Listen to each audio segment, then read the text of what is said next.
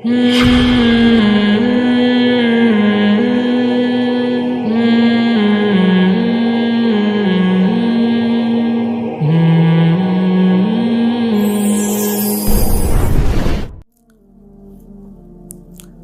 اللہ فرماتے ہیں الذی بارکنا حولہ، اس مسجد اقصیٰ جس کے ارد گرد ہم نے برکتیں رکھی ہیں۔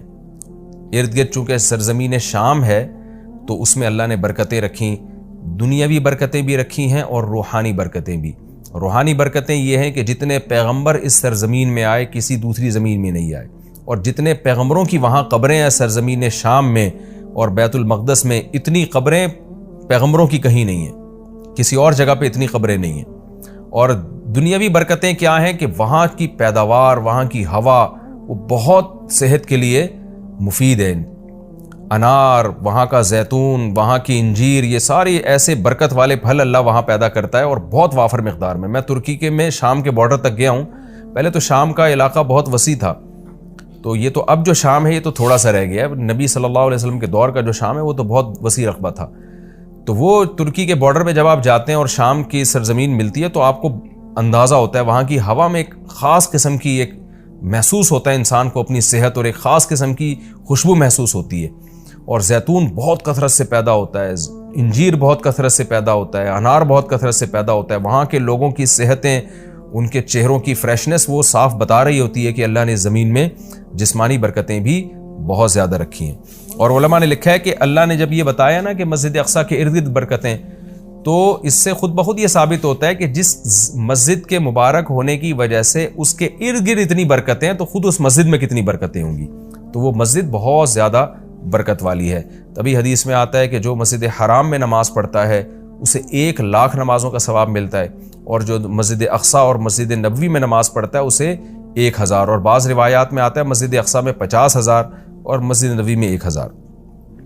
اور یہ بھی رسول اللہ صلی اللہ علیہ وسلم کی صحیح حدیث ہے، لا تشد الرحال الا الى 3 مساجد، کہ سفر کیا جائے گا صرف 3 مسجدوں کی طرف۔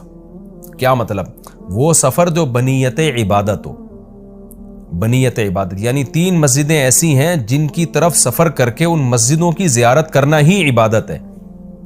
ویسے تو کوئی بھی مسجد ہو آپ ویسے دیکھنے کے لیے چلے جائیں، اس کو سفر کر کے بھی انسان جا سکتا ہے ویسے ہی دیکھنے کے لیے بھئی مسجد کیسی بنی ہے، خوبصورت ہے یا نہیں، لیکن اعلیٰ وجہ تقرب یعنی وہ سفر جو بطور عبادت کے ہوگا، ان میں صرف 3 مسجدیں ایسی ہیں جن کی طرف زیارت کے لیے سے جانا ہی بذات خود شریعت میں مقصود ہے اور ایک عبادت ہے، اور ان میں جا کے نماز پڑھنے کی اضافی بہت زیادہ فضیلت ہے۔ تو وہ 3 مسجدیں ہیں، آپ نے فرمایا ایک مسجد حرام، ایک مسجد اقصیٰ اور ایک مسجد نبوی۔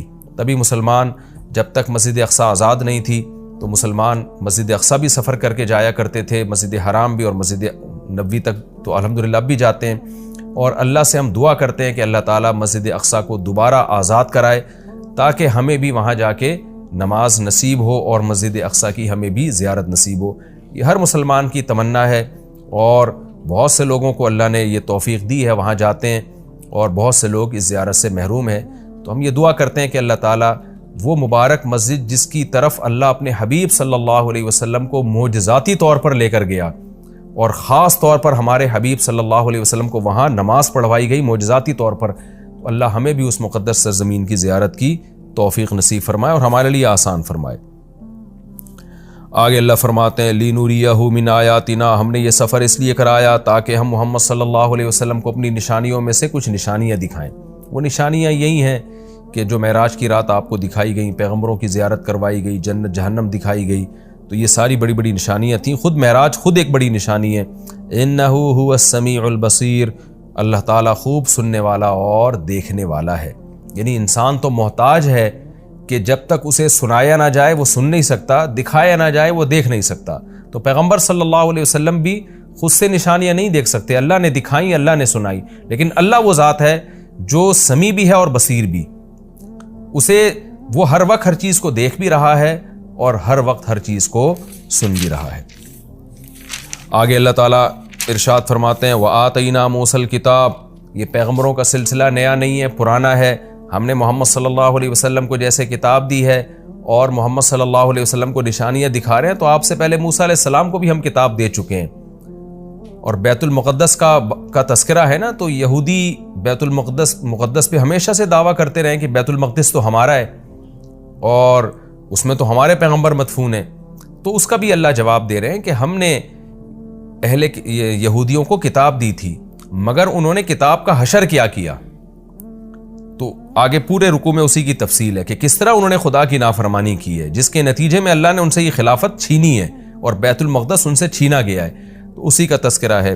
وَآتَيْنَا مُوسَى الْكِتَابَ، ہم نے موسیٰ کو کتاب دی. وَجَعَلْنَاهُ هُدًى، اور ہم نے ہدایت بنایا تھا اس کتاب کو. لِبَنِي اسرائیل، بنی اسرائیل کے لیے. اللہ تتخذوا من دونی وکیلا، اور ان سے کہا تھا میرے سوا کسی کو کارساز نہ بنانا. اللہ ہی سے دوستی لگانا، اللہ ہی کو اپنا وکیل یعنی کارساز سمجھنا کہ اللہ ہی تمہارے کام بنائے گا بگاڑے گا، لہذا اللہ ہی سے بنا کے رکھنا ہے. وکیل کہتے ہیں جو آپ کے کام بنانے والا ہوتا ہے. تو جب اللہ پہ اعتماد اور توکل کرو گے، اللہ ہی کو کارساز سمجھو گے، تو پھر ظاہر ہے اس کی اطاعت بھی کرو گے نا. مگر یہودیوں نے ایسا نہیں کیا. آگے اللہ خطاب کرتے ہیں ذریۃ من حملنا مع نوح، اے وہ لوگوں جن کو ہم نے نوح کے ساتھ سوار کیا تھا، اے ان کی ذریت. یعنی اللہ تعالی ہم سب سے، پوری انسانیت سے خطاب کر رہے ہیں کہ تم وہ لوگ ہو جن کو ہم نے نوح کے ساتھ کشتی میں سوار کیا تھا، ان کی اولادیں ہو تم. نوح علیہ السلام کے ساتھ کشتی میں بہت سے لوگ سوار ہوئے تھے.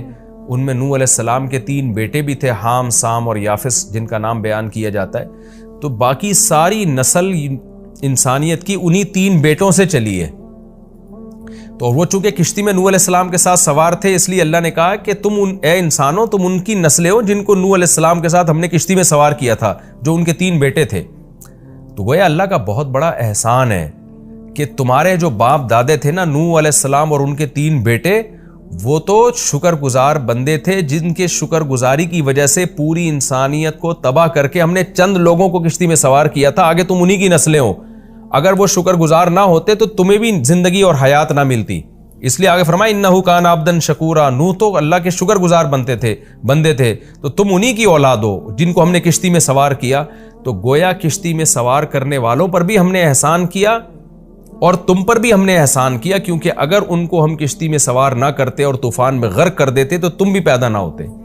تو اللہ تعالی ہمیں ترغیب دے رہے ہیں کہ تمہارے باپ شکر گزار تھے جن کی وجہ سے ان کو اور ان کے بیٹوں کو میں نے کشتی میں سوار کر کے بچایا، تو انہی کی وجہ سے میں نے تمہیں بھی بچایا. تو اے ان لوگوں کی ذریت، اے ان لوگوں کی نسلوں جن کو میں نے نوح کے ساتھ کشتی میں سوار کیا تھا، نوح شکر گزار آدمی تھے. تو کیا مطلب؟